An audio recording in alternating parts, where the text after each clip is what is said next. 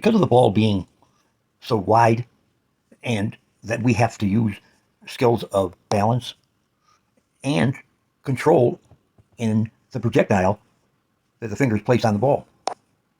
So the middle finger being higher than both the index and ring finger stereotypically, the ball falls, tilts, lowers to a two-finger release. This is blueprint-wise when we make it, cornerstone, when we feel the ball is coming off our fingers. There are hundreds of ways to miss, but there are two sides of a matrix, which is going to be the index and middle. As you can see at the top, if we get two at the same time with the body strong underneath, that ball is going to go in. The middle and ring. If we get two at the same time, middle and ring, then the ball is going to go in with a strong body underneath us. Having these two truths gives teachers, coaches, players the opportunity to fix their own shot and get better day to day.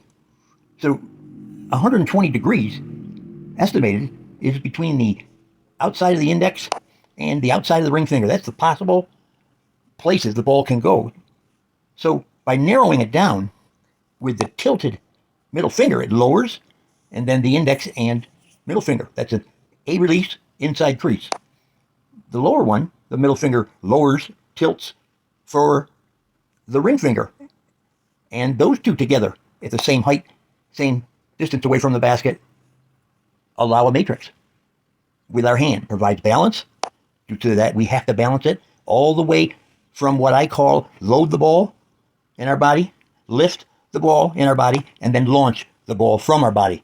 The launch is from where I told you the finger balance was, potentially, misses, is exactly relative to where it can be a zero. When we saw two fingers of the same height and distance away from the basket, you're going to make every open balance look